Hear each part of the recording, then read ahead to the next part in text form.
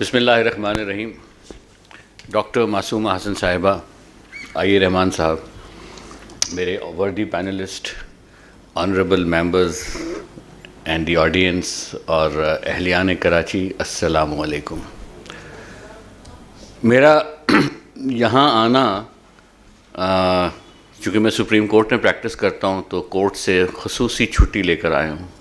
Honourable chief justice سے request آپ کو بھیجنی پڑتی ہے, لیکن یہاں آنا میرا ایک جذباتی لگاؤ کی وجہ ہے.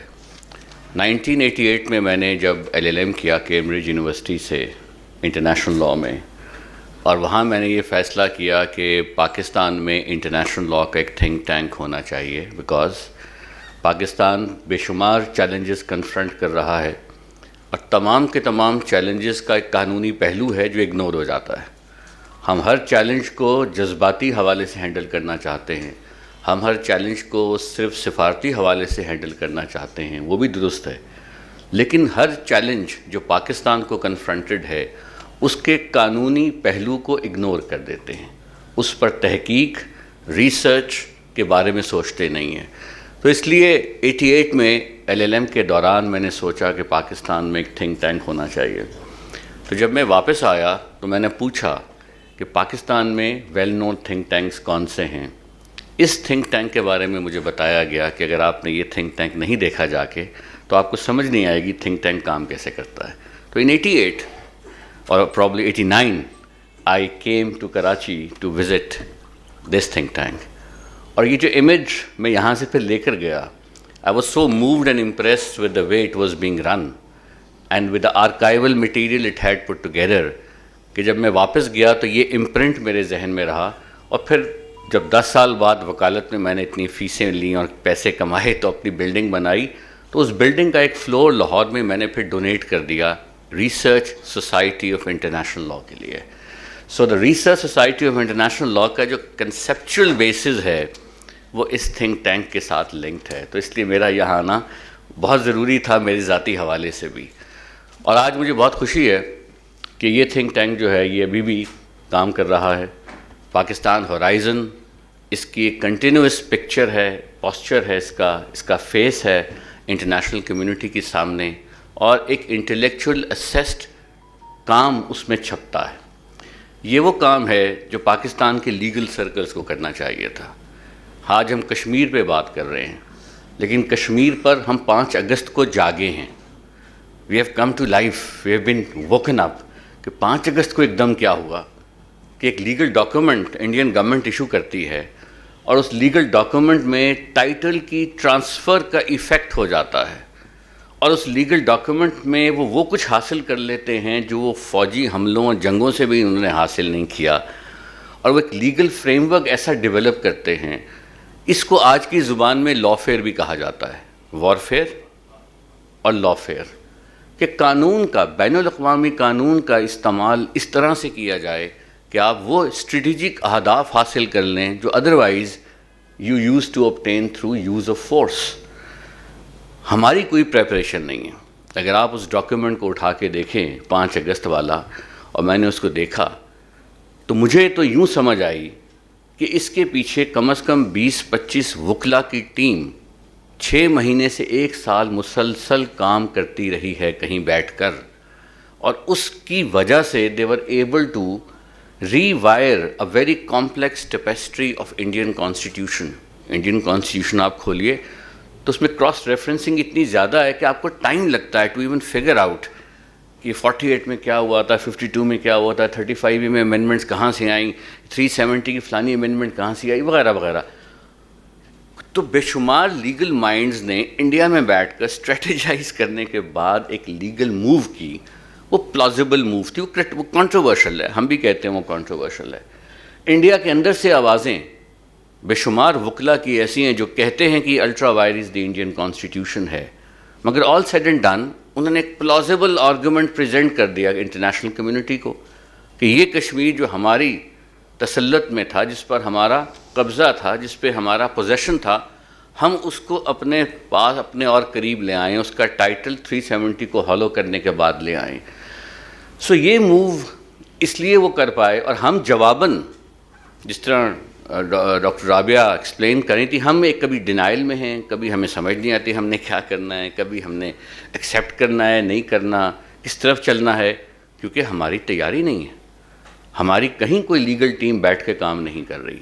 خواتین و حضرات، یہاں سے چند فاصلے پہ کورٹس ہیں، سندھ ہائی کورٹ بھی ہے، سیشن کورٹس بھی ہے، ہم سب کے مقدمات کورٹوں میں چلتے ہیں، چاہے وہ رینٹ کا چھوٹا سا مقدمہ ہو، ایوکشن آف ٹیننٹ کا، آپ کو اندازہ ہے آپ کی اپنی ذاتی فائل میں کتنے صفحے ہوتے ہیں، اس کو 2-3 وکیل غور سے ایگزامن کرتے ہیں، اس پہ بحثیں ہوتی ہیں، کئی سیشنز ہوتے ہیں، اور پھر آپ کورٹ میں مقدمہ فائل کرتے ہیں۔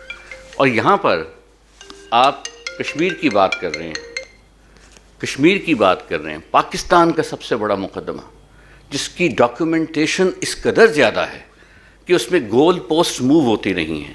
50s کی ڈاکیومنٹیشن کچھ ہمیں بتاتی ہے، 70s کی ڈاکیومنٹیشن کچھ اور بتاتی ہے، بین الاقوامی معاہدے ہیں، ان معاہدے پہ آفیشیل پوزیشنز ہیں، فارن سیکرٹریز نے کیا کہا، فارن منسٹرز نے کیا کہا، heads of states of Pakistan India نے مختلف اقدامات، جب تک آپ ان چیزوں کا احاطہ نہیں کریں گے ایکیڈیمکلی، آپ میں وہ ڈیپتھ ہی ڈیولپ نہیں ہوگی to develop a position for the state of Pakistan. تو پاکستان میں جو کشمیر کے مقدمے کی تیاری ہے وہ انتہائی پیتھیٹک ہے، افائی میں یہ انفارچونیٹ ہے کہ پاکستان کی ہسٹری کا وہ مقدمہ جس سے پاکستان کے لوگ جذباتی طور پر وابستہ ہیں، پاکستان کے عوام کا دل دھڑکتا ہے کشمیریوں کے ساتھ، اس کے لیے ہم نعرے لگاتے ہیں، اس کے لیے ہم جان دینے کو تیار ہیں، ریکروٹمنٹس بھی ہوتی رہی ہیں، لوگ بھی جاننے کی کوشش کرتے رہے ہیں، مگر ہم سے جان لے لو، ریسرچ نہ کرواؤ۔ ہم سے جان دینے کو تیار ہیں، ریسرچ کرنے کو ہم تیار نہیں ہیں۔ یہ کتنی انفارچونیٹ بات ہے۔ تو اس لیے میں سمجھتا ہوں کہ جو آپ اس وقت کراچی میں ہم یہ ایونٹ کرا رہے ہیں اور جس جگہ کرا رہے ہیں، اس کی ایک انتہائی سگنیفیکنٹ سمبولک ویلیو ہے۔ میں تو یہ چاہوں گا کہ ڈاکٹر صاحبہ سے میں عرض کروں کہ کچھ برائٹ ینگ وکلا کو یہاں بٹھا لیں، ہم ان کو سپروائز کر لیں گے اسلام آباد سے بیٹھ کے، اور ان سے اس آرکائیوز کو یوٹیلائز کرتے ہوئے کام کریں، کیونکہ جب بھی میں نے کسی موقع پر ان پٹ کے لیے کام کیا، ریسرچ کی، چاہے وہ سیاچین کا ایشو تھا، چاہے وہ سر کریک کا معاملہ تھا، چاہے وہ کشمیر کا تھا، چاہے وہ LOC اور NJ 9842 کی بابت گفتگو تھی، تو آپ کو سب سے بڑی جو کمی محسوس ہوتی ہے وہ سورس میٹیریل کی ہوتی ہے، آرکائیوز کی ہوتی ہے۔ مجھے کچھ دفعہ اسپیشل ریکویسٹ کر کے نیشنل لائبریری میں آلتی پالتی مار کر بیٹھ کر ریسرچ کرنے کے موقع ملے، فارن آفس کی پرانی فائلیں بھی دیکھنے کا موقع ملا، آپ فلپ تھرو کرتے ہیں اس کورسپونڈنس کو، and then it occurs to you کہ آپ نے لیگل آرگومنٹ کیسے ڈیولپ کرنا ہے۔ آپ کے پاس آلموسٹ وہ آرکائیو خاصی حد تک موجود ہے، وہ مٹیریل جس کی بنیاد پر ایک وکیل اپنا کیس، اپنا رخ، اپنا جائزہ، اپنا تجزیہ اس کو میچور کرتا ہے، اس کا فریم ورک موجود ہے۔ تو میری ریکویسٹ ڈاکٹر صاحبہ سے یہ ہوگی کہ while you induct people from international relations, political science department, IR departments, may I also suggest to give a space of few chairs to some young lawyers, and if you want, we can organize, supervise their research. Let some intellectual contribution on Kashmir be generated from the city of Karachi through this institute. We don't hear voices from Karachi in Islamabad or Lahore. There's a lot of think tank approach which has developed in Lahore. There's a lot of activity which is happening in Islamabad. But I'm so glad that this activity has taken place to stir up the intellectual capital of Karachi. And we have some of the brightest minds in Karachi. On the legal side, I can go on sounding names. So having said that, ladies and gentlemen, my plea to you would be that we look at this issue holistically. While we look at it diplomatically, we look at it politically, we see there's a possibility. The question is, how do you carry it on from here? The depth that you require, ابھی جب یہ 5 اگست ہوا تو government was struggling because آپ کے پاس legal narrative کوئی تھا ہی نہیں، اور when you want to write letters to the heads of state کہ کشمیر میں بڑا ظلم ہو گیا، 370 ہو گیا، تو وہ سب سے پہلے تمام ہیڈ آف اسٹیٹس مڑ کر اپنے لیگل ڈویژنس کو پوچھتے ہیں، SOP standard SOP before they take a political position they will want کہ یار ہمیں بتاؤ یہ 370 میں انڈیا نے کیا کیا ہے، پاکستان کیوں چیختا ہے، انڈیا کیوں کہہ رہا ہے ہم یہ کر سکتے ہیں، گیو اس اے جب وہ اسیسمنٹ ان کے سامنے پریزنٹ ہوتی ہے ایز اے فرسٹ ڈاکیومنٹ، اس کی بیس پر وہ سیاسی پوزیشن لیتے نہیں ہم نے پاکستان کے ساتھ کھڑا ہونا ہے، پاکستان معقول احتجاج کر رہا ہے، بالکل درست احتجاج ہے، وہ ڈاکیومنٹ ہی ایگزسٹ نہیں کر. آپ نے ہرڈلی کچھ لائر سے ریکویسٹ کی، انہوں نے کچھ ڈاکیومنٹیشن بنائی، ہم نے کچھ ڈاکیومنٹیشن والنٹیئر کیا. عید کی چھٹیوں میں اور میری ٹیم لاہور میں اور اسلام آباد نے بیٹھ کر we raised a pamphlet, a booklet on Kashmir which was widely circulated, اور ایک دن میں، ایک رات میں اس کے 1000 سے زیادہ ڈاؤن لوڈ مجھے میری ٹیم نے بتایا، mostly from America. People were desperate to know کہ انہوں نے کھڑا کہاں ہونا ہے 370 کی ڈیولپمنٹ کے بعد، ان کو سمجھ ہی نہیں آ رہی تھی کیونکہ آپ کا بھی ان پٹ نہیں تھا. So we need to build legal depth of our position, چاہے وہ ہیومن رائٹس کے بارے میں ہو، اس پر بہت لمبی بات ہو سکتی ہے، چاہے وہ انڈیویجول وائلیشنز ہوں جو اس وقت آپ کو بادی نظر میں نظر آ رہی ہیں. سو ایک شارٹ ٹرم لیگل اسٹریٹجی ہوگی، ایک لانگ ٹرم لیگل اسٹریٹجی ہوگی. شارٹ ٹرم لیگل اسٹریٹجی میں جو 370 میں 5 اگست کو ڈیولپمنٹ ہوئی، اس کے آفٹر میتھ کا کرٹیکل اٹیک پاکستان کی جانب سے لیگل اسٹریٹجی کے طور پر سامنے آنا چاہیے. اور لانگ ٹرم میں eventual resolution of this issue کو لک انٹو کرنا چاہیے. شارٹ ٹرم میں جس طرح میں نے عرض کیا کہ آپ کی ہیومن رائٹس کے ایشوز ہیں، کہ آپ انڈیویجول انسیڈنسز کو ڈاکیومنٹ کر کے دنیا کو یہ باور کروائیں گے کہ یہ لا آف آکیوپیشن اپلائی کرتا ہے، یہ 4th جنیوا کنونشن اپلائی کرتا ہے، یہ آکیوپائنگ آرمی ہے، اور اس کو ریزسٹ کرنا جو ہے وہ انٹرنیشنل لاء میں پرمیسیبل ہے، اور جو اس کو ریزسٹ کر رہا ہے اس سے آپ ٹیررسٹ نہ گردانیں، اس کا حق ہے کہ وہ آکیوپائنگ آرمی کو پش بیک کرے. اور جو آکیوپائنگ آرمی حرکتیں کر رہی ہے انڈیویجولز کے ساتھ، عورتوں کے ساتھ، انڈیفینٹ ڈیٹینشن، کرفیو وغیرہ، کیوں یہ بین الاقوامی قانون کے نیچے دے وار کرائمز، اور ان کو کہاں لے کے جانا ہے؟ دیکھیے لوگ مجھ سے اکثر پوچھتے ہیں کون سے کورٹ میں جائیں. ایک تو فارمل کورٹ ہوتا ہے، ایک ہوتا ہے کورٹ آف پبلک اوپینین. میری درخواست ہے کہ کورٹ آف پبلک اوپینین میں لے کے جائیں. اب کورٹ فارمل لے جانے کے ہمارے پاس آپشنز کم ہیں، وہ اس میں ایکسپلور بھی کیا، اٹیمپٹ بھی ہوئی، کام بھی کر کے دیکھا گیا. ICJ میں جانا ناٹ ٹو شور کہ ہم پکے پیری as we say can we go there. So court of public opinion جس میں گلوبل انٹلیکچوئلز ہیں، میڈیا ہے، تھنک ٹینکس ہیں، لیگل کمیونٹیز ہیں، لیگل ایسوسیشنز ہیں، جہاں پر آپ کا نیچرل ایڈوانٹیج ہے. میرا خیال ہے یہ بات مجھے دہرانے کی ضرورت نہیں ہے کہ کشمیر پر پاکستان کا لیگل کیس غیر ضروری طور پر زیادہ مضبوط ہے. یہ ایسا کیس ہے جس کے بارے میں کوئی ڈینائی کر ہی نہیں سکتا کہ آپ کا کیس نہیں ایگزسٹ کرتا. سو اس کیس کی اپریسیشن لیگل کمیونٹی تو ڈیفینیٹلی کرے گی. There is no choice, they have to admit we have a good case. So why don't we connect with the legal grade globally. Legal grade میں international law کی associations ہیں، think tanks ہیں، legal advisory cells ہیں international community کے. جو governments ہیں ان کے اپنے لیگل ایڈوائزری سیلز ہیں، US گورنمنٹ، FCO وغیرہ، ان کے لیگل ڈویژنز ہیں. اسٹیٹ ڈپارٹمنٹ ہے. 250 سے لے کر 1000 وکلا JDs کام کرتے ہیں to develop a legal framework for that. We should connect with them, we should explain to them, تاکہ پریشر وہاں سے جنریٹ ہو کے ان کے پالیسی سرکلز میں آئے، ان پہ ہیڈز آف اسٹیٹ کمپیل فیل کریں کہ they should stand on the right side of law, international law on Kashmir. But we are the ones who need to do this legal advocacy. We in Pakistan are the ones. We the government have to do this. So یہ تو short term ہو گیا. Long term میں issue یہ ہے کہ اب آپ نے کرنا کیا ہے. کیا آپ اس کو ایکسیپٹ کریں ایز از؟ کیا آپ آزاد کشمیر، انڈیپینڈنٹ کشمیر کی بات کریں، یا آپ کہیں مشرف فارمولہ کی طرف جائیں، یا آپ کہیں نہیں ہم UN ریزولوشنز کی امپلیمنٹیشن ہی چاہتے ہیں؟ یہ 4-5 ہی آپشنز ہیں جس پہ ہم بات کرتے ہیں. ان میں سے کسی ایک یا 2 آپشنز کو آپ کو نیرو ڈاؤن کرنا ہے، دین پولیٹیکلی پش دیم گلوبلی. وہ کون کرے گا؟ وہ نیرو ڈاؤن کون کرے گا؟ یہ سب سے بڑا سوال ہے آج کے پاکستان کے اندر.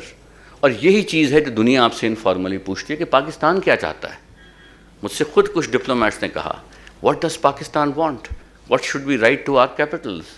کہ آپ انڈیپینڈنٹ چاہ رہے ہیں، آپ UN ریزولوشنز کی امپلیمنٹیشن چاہ رہے ہیں، آپ یہ چاہ رہے ہیں کہ نہیں اس میں بالکل جو ہے وہ اس کو فائنل کر دو وغیرہ. What is that you want? What is that we want will not be determined by the PTI government. It will not be determined by the GHQ اور APARA. It has to be determined by the political forces of this country. All the political parties of this country need to sit together, either convene a special parliamentary session for an indefinite duration, or hold an all-parties conference where they debate and bring the Kashmiris on board in that session, have their voice heard, develop a consensus on way forward. It has to be politically owned. It cannot be administratively sanctioned. It cannot be sanctioned through an executive fiat. It should not. It will be a disaster. So therefore, whether they are regional parties from Sindh, whether they are parties from Balochistan, from KPK, they all need to sit around the table, along with the heads of the parties, develop an ownership, and then empower the government. Look, we believe this is the way forward. Now tell the world this is what we want. So therefore, I believe, ladies and gentlemen, while we continuously talk about the legal strategy, now there's a political side to it that needs to be looked into as well. But as I said, on issue of Kashmir, the requirement, the compulsion to do continuing research will never end. We need to continue that work. And as I said earlier, let there be some framework for that. We don't have that framework right now. So with these few words, I would like to thank you. It's been an honor, pleasure to come here, to visit this institute and address some very great people from Karachi. Thank you very much. But the questions should be questions, not speeches. और बता दीजिए किससे सवाल करना है भाई ये उधर देखिए कई हाथ उठे हुए हैं I am Ali. I work at the University of Lahore. I have a question from Sir Ahmed Bilal Sufi. Sir, first of all, I must commend you for your legal memo that you drafted, a 24-page memo. It was very useful for all non-law people and those not in the law domain. My question is on one of the most important elements that has come about ever since the abrogation or deauthorization of Articles 370 and 35A, the focus on war crimes. So my question is that how can Pakistan take up this war crime case as a separate issue and pin down India on that aspect, the war crime aspect, pellet guns or whatever, and all kinds of war crimes that India is committing? We will have one more. Please, Gopal Sahab. Chairman Sahab, first of all, let me compliment the panel for excellent presentations. Each one of them very, very just spot on, as they say. My question is for my good friend Bilal.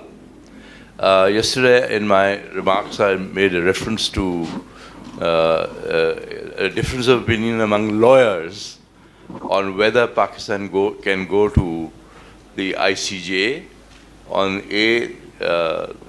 the issue of Kashmir, and secondly, whether even on human rights, etc., and whether we can approach the ICC, the International Criminal Court. Would you just comment on that very briefly? Thank you. Thank you very much, and I really thank you for appreciating the work. Any more questions? Anybody wants to know from Ahmed Sahab? आपका अहमद साहब से आप ही कह दीजिए.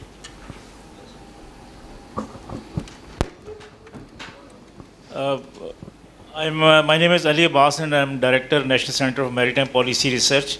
Also, my compliments to all the panelists, and coming directly to my question, Bilal Sahab, you have highlighted what were the shortcomings in researchers and the government policy and what should we be doing.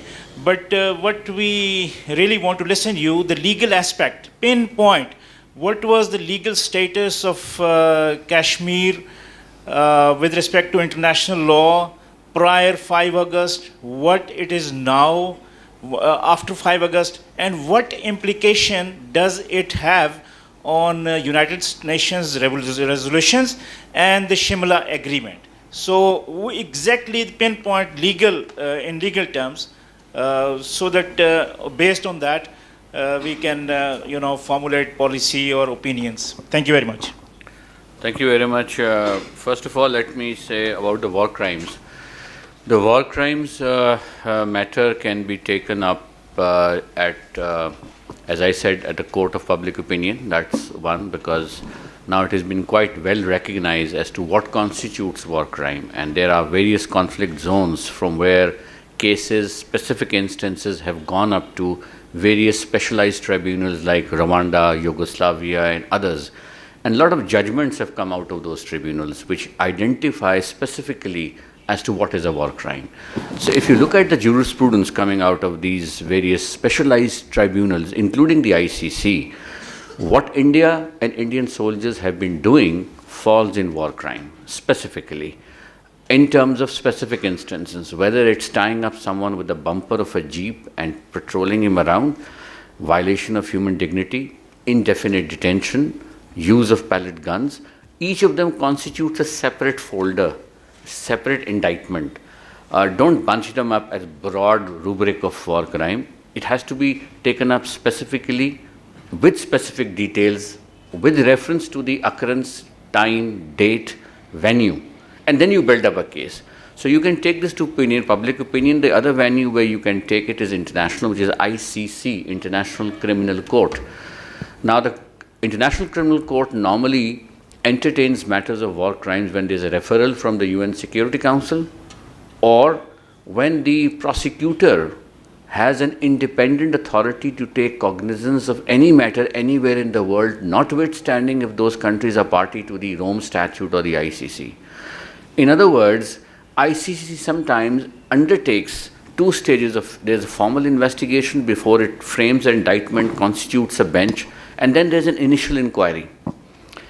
If you go to the ICC website, you will see a lot of specific inquiries being undertaken with reference to US forces in Afghanistan. A lot of specific inquiries being undertaken with reference to UK forces in Iraq of specific instances, and which has created a backlash from President Trump and John Bolton when they said we will withdraw or so on. But in principle, legally speaking, the Office of the Prosecutor General has what we call a suo motu jurisdiction. So there is no harm in writing to that office, to bringing to its notice. That's second venue. The third venues are forums in various countries. Some countries have specialized extraterritorial jurisdiction to entertain war crimes, like Belgium at one point had this. About 8 or 9 countries have such laws. Argentina is one such country where you can take matters, even matters relating to the Saudi Crown Prince is pending there. The court in Argentina can actually issue warrant of arrest, it can request for investigation, it can direct summoning of witnesses and so on and so forth, and there are multiple matters pending. So again, it depends. I've just given you a broad overview, but as I said, for each case, you need a backup work before you can bring it sharp. And then make up a diplomatic choice, that these are the legal options, but then the government has to make a diplomatic choice, what suits the government. Because you also want to have a lot of countries on your side, so I hope we are not annoying some. So that is an assessment, that's a call that has to be done by the Foreign Office and by the PM Secretariat. The other question has been partly answered. On the ICJ, yes, there is a divided opinion. One or two lawyers are of the view we can go to ICJ. I personally think we need to do a lot of homework before coming to an absolute conclusion. Because if you are knocked out at the jurisdictional stage, it will be very embarrassing, it will be demoralizing for the Kashmiris, and India is going to make it as a victory. So we had the situation in Atlantics matter where again the jurisdictional issue was there. So we have to be absolutely sure if we are able to cross the threshold of jurisdiction hurdle upfront. And for that, as I said, there are sector-based conventions in which some selective aspects of this issue can be taken, but not the entire issue. So you could possibly look at genocide and discrimination, but is that politically also possible? It is politically achieving the objective that we wish to. I remember, but then there are other innovative forums like you have the Supreme Court of India, which is entertaining, so as of now, the petition against Article 370. There are judgments by the Jammu and Kashmir High Courts.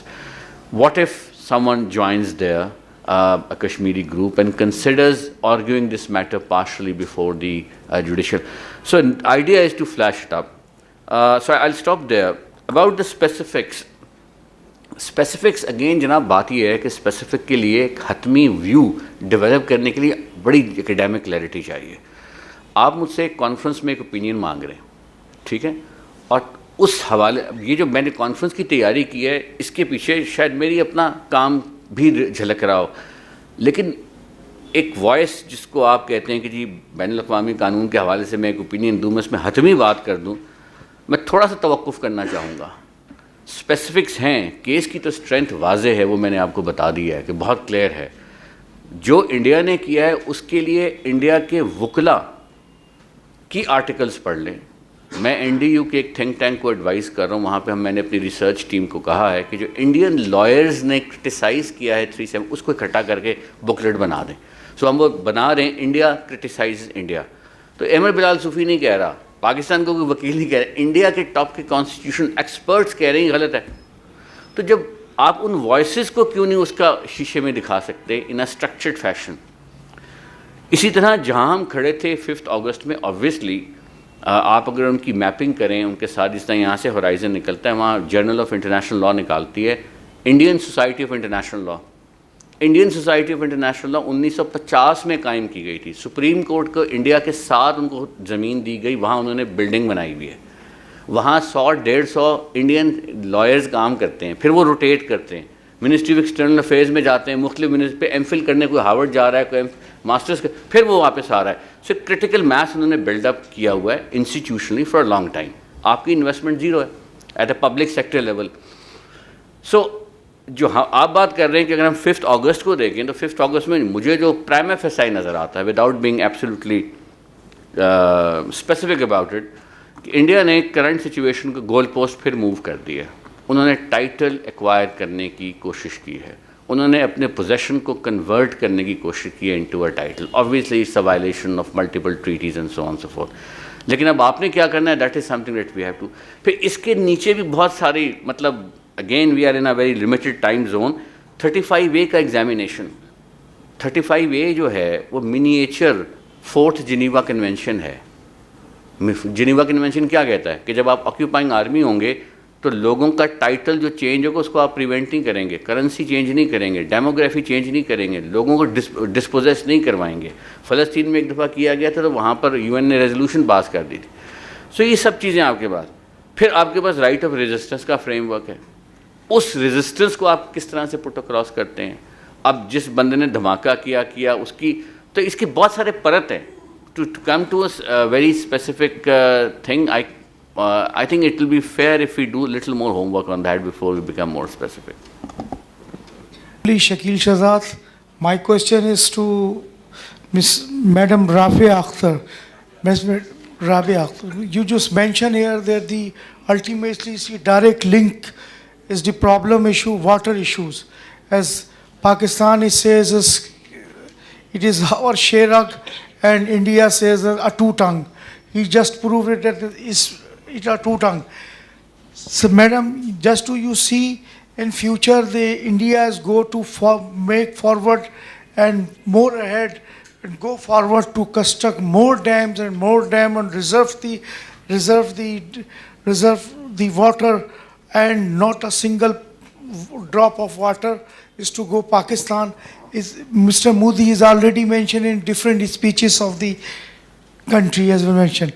You just and legitimate they are the construction of dam, and we cannot do to demolish the water treaty. Is ye please explain?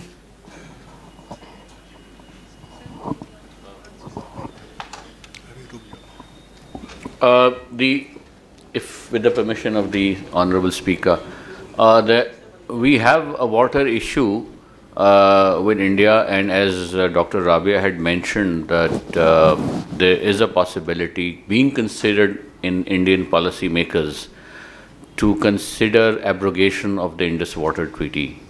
I remember when Rabia, myself and few others used to attend some track 2 discussions few years back, and we would say to our Indian colleagues there is a possibility of abrogation, they would rubbish us. No, there is no way, you can't even think of this, blah, blah.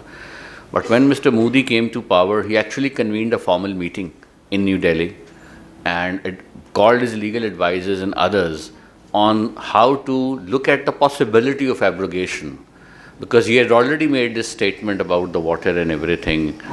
And I think sanity prevailed and his legal team, they had 2-3 days meetings and legal team gave an input, you can't.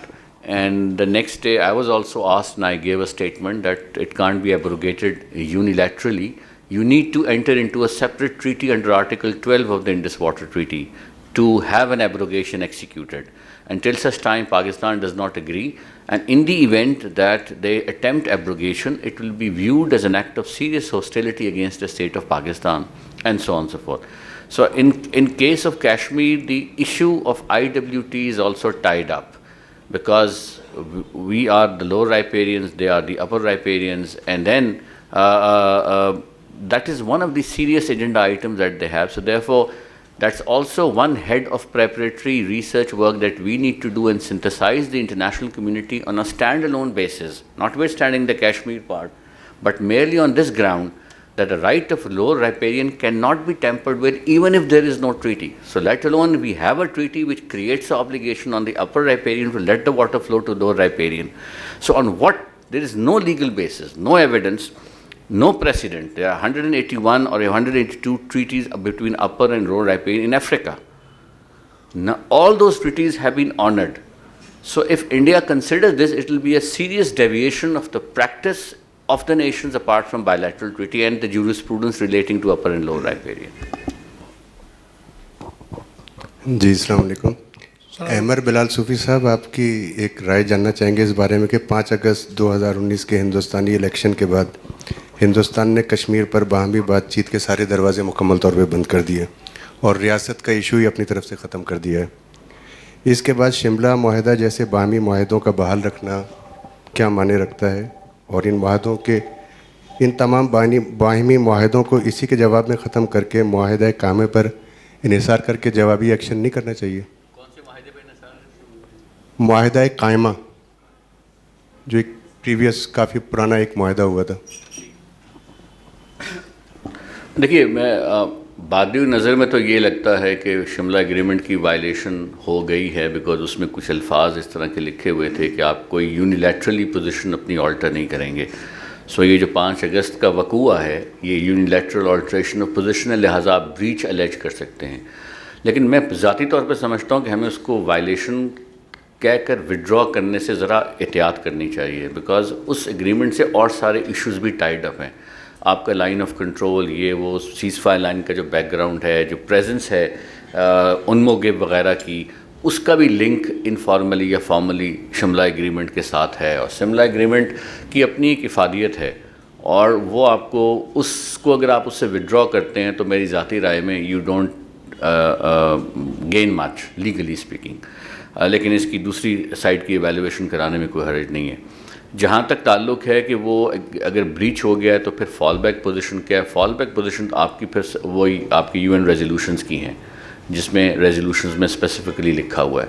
और अगर ये आप argument build करते हैं कि जी Shimla agreement ineffective हो गया है to the extent of बायलैटरलिज्म because it has been altered and therefore Pakistan can fall back on insisting that resolutions under UN implement की जाएँ, उसकी वो बात समझ में आती है कि उसको कैसे किकेट. और उसके लिए फिर आप देखें कि वो चैप्टर 6 की रेजोल्यूशन हैं, चैप्टर 7 की रेजोल्यूशन, उस पर मैंने लिखा है और वो मेरा आर्टिकल ऑन रिकॉर्ड है. मैं सिर्फ ये कहना चाहूँगा कि अभी जो आपने ये पॉइंट रेज़ किया, अब ये पॉइंट क्या चाहता है? ये पॉइंट चाहता है कि इस पर पहले काम तो किया जाए ना, शिमला एग्रीमेंट को पढ़ा जाए, बाकी चीज़ों को पढ़ा जाए, और फिर वॉर गेमिंग की जाए कई घंटों. डॉक्टर हसन साहब की जो किताब थी, जो डॉक्यूमेंट्स इन कश्मीर उन्होंने शाये की थी, उस किताब को फ़ोटोकॉपी करा के 20 साल पहले मैं लेक्चर दिया करता था नेशनल मैनेजमेंट कॉलेज में. कश्मीर उन्होंने मुझे दिया कि आप कश्मीर पढ़ाएं, तो मैंने कहा कम से कम 6 घंटे चाहिए मुझे. उन्होंने कहा जी किस लिए 6 घंटे का सेशन? मैंने कश्मीर की समझ ही नहीं आ सकती फंडामेंटल्स की. डॉक्टर साहब की किताब की फ़ोटोकॉपी सिलेक्टिव डॉक्यूमेंट्स की करके मैंने सारे पार्टिसिपेंट्स में डिस्ट्रीब्यूट करता था. then I would take people through various provisions or sections, and then build an argument from there. And then people, چونکہ civil servants سے ان کا بھی مائنڈ ٹریگر ہوتا تھا, تو we used to have a very very fruitful discussion. سو اس سے پہلے کہ آپ حتمی طور پر بطور ایک ذات کے, بطور ایک انڈیویجول کے, مجھے جو سمجھ آئے میں کہہ دوں کہ یہ پوزیشن ہے, میرا خیال ہے جو تکریم ہے, جو اس پروپوزیشن کی ڈگنیٹی ہے, جس سے اس قوم کی جذباتی وابستگی ہے, وہ یہ ڈیمانڈ کرتی ہے کہ ہم بیٹھ کے تھوڑا اس پر 12 گھنٹے کی نشست تو کر لیں.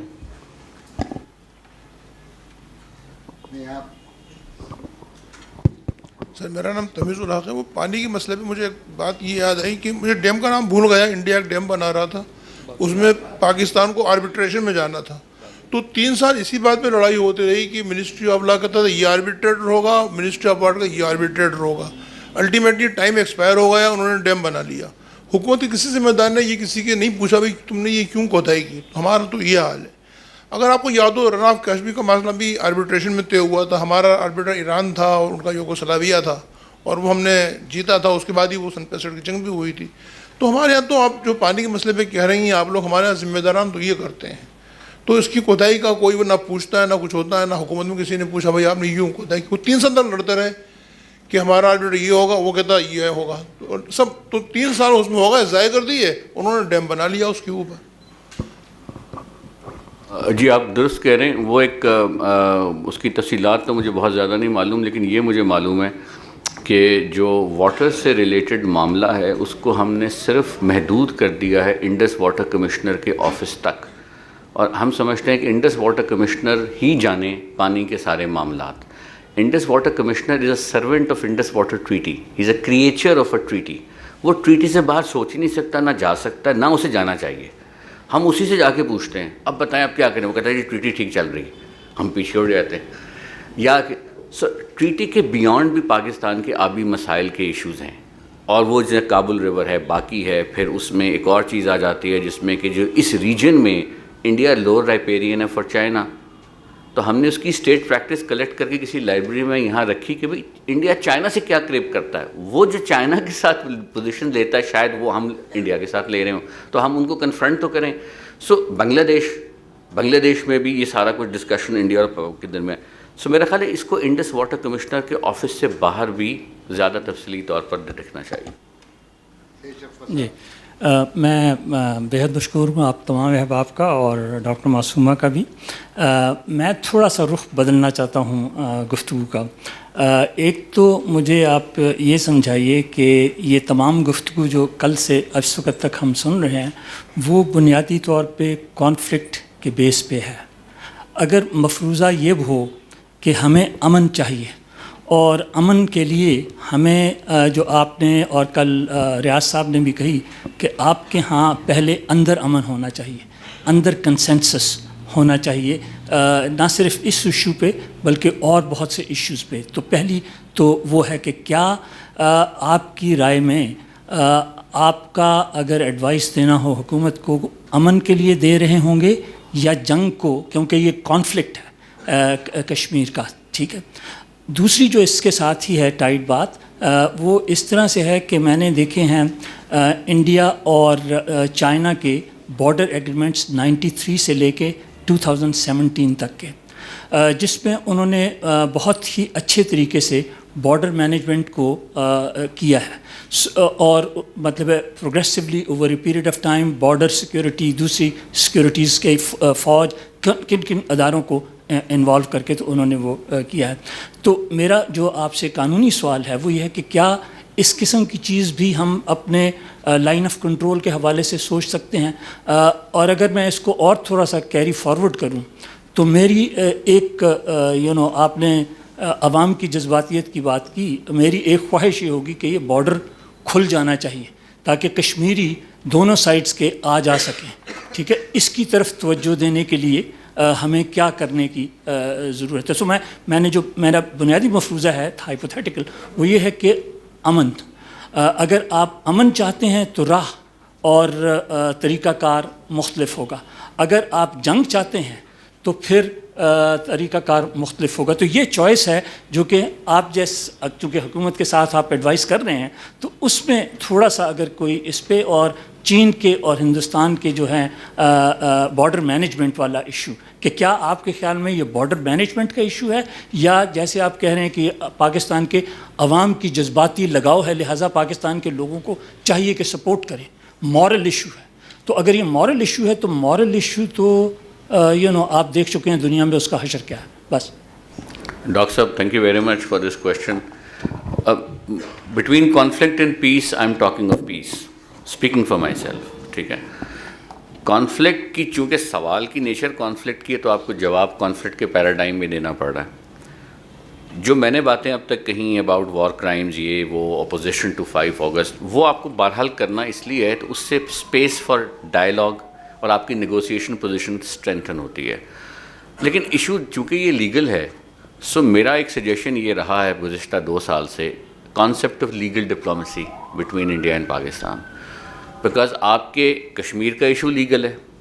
اچھا, جن ریسنٹ کیسز 3-4 سالوں میں ہم نے دیکھا ہے, ممبئی لیگل میٹر ہے, ٹرائل ہے, سمجھوتا لیگل میٹر ہے, ٹرائل ہے, پلوامہ, باقی جو ایونٹس ہیں وہ سارے کے سارے ایکچولی لیگل کیسز ہیں, جن کی وجہ سے ٹیمپریچر آف دا ریجن اوپر کو گیا کہ یہ صحیح نہیں کر رہا, اس کو آپ نے سزا نہیں دلوائی, اس کی بیل ہو گئی, اس کے متعلق ایویڈنس نہیں آئی, اس کو کراس ایگزام نہیں, آپ سیریس نہیں ہیں, آپ ہاگ واش کر رہے ہیں وغیرہ.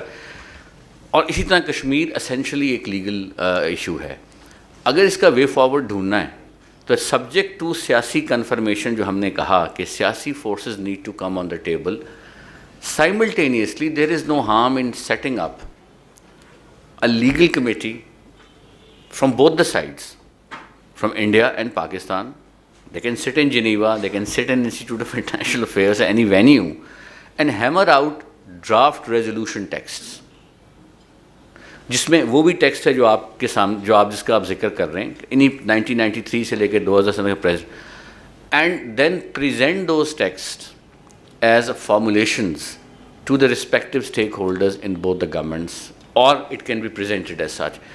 میرا یہ خیال ہے کہ جس طرح ہم کارپوریٹ ورلڈ میں ہم بے شمار لیگل کام کرتے ہیں, جب بھی بڑی بڑی انٹرنیشنل کمپنیز آپس میں کوئی معاملہ کر رہی ہوتی ہیں, تو اس سے پہلے کہ وہ معاملہ اپنے اپنے لیگل ڈویژنس کو کہتی ہیں کہ ہمیں لیگل آپشنز پروڈیوس کر کے دیں. لیگل آپشنز باقاعدہ ڈاکیومنٹس کی صورت میں پریزنٹ کر دیے جاتے ہیں ٹو دا ریسپیکٹیو بورڈز.